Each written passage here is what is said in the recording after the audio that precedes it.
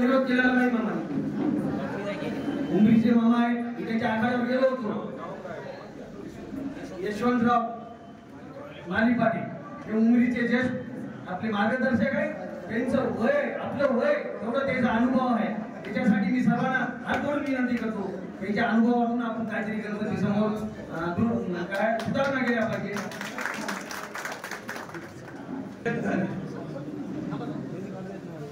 आज मी 2005 ला बजरंगबली या शाळा 2.5 गुंठे रान मी पंचायतला लावून दान दिलेले आणि सगळ्या लोकांचा विरोध होता. माझा मुलगा पैलवान होता, याचा मुलगा बसिण्याकरता मी कोल्हापूरलाच लागतो.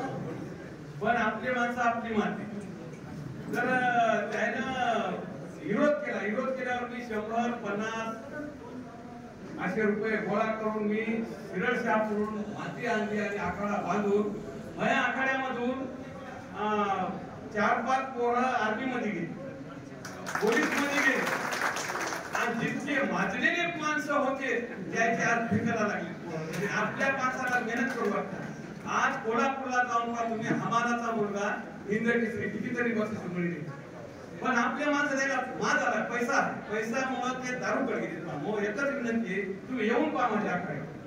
मी राम चौधरीनं मला पाण्याला आखाडा विचारत होता, पण ते म्हणले बा माली पाटील म्हणजे राजकारणात नका, मग आखाड्यावर काय तुम्ही आम्हाला पैसे नका म्हणलं.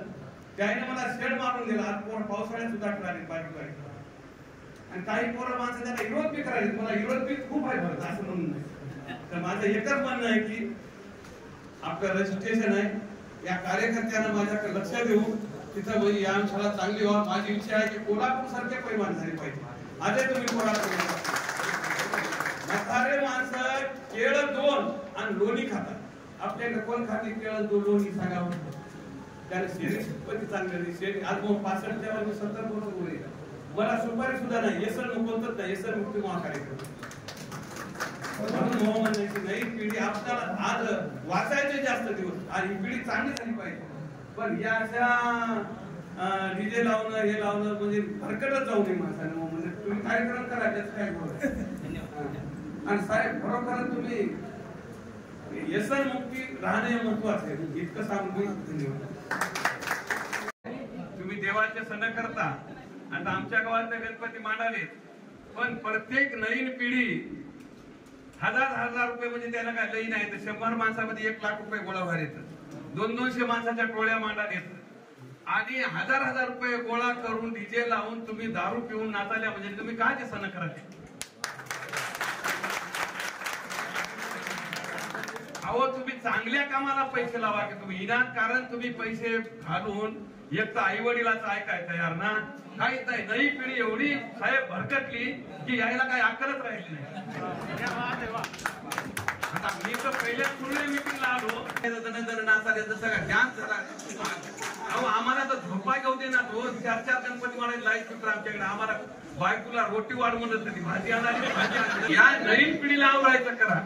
आता आमच्या हातात कारभार नाही. 4,000 5,000 रुपये घ्यायचे पोलीस पाटील नाव द्यायचे. तुम्हाला काय करायचं आमचा सण आणि दारू घ्यायचं. असं भानगडी व्हायला आता दारूला बंधन घाला. म्हणा की तुम्ही मी भजन म्हणतो, तुम्ही भजन देवाचं भजन म्हणा की तुम्ही. कालवडी साहेब बरोबर आहे की नाही? हो म्हणे आता मला राहावं लागेल. मला ते आमचा मुन्हा पोलीस पाटील मध्ये तुम्ही काहीही बोल सांगितलं, काहीच बोलत नाही बरोबर. आणि चांगल्या कामाला तुम्ही पैसे देणार. अहो मी व्यायाम शाळा केल्या, 25 पोरं खेळा येतात, त्याला पैसे द्या म्हणत म्हणायचा. नुसत्या कुठं खेळतात काय, हे दारू पिऊन असतात.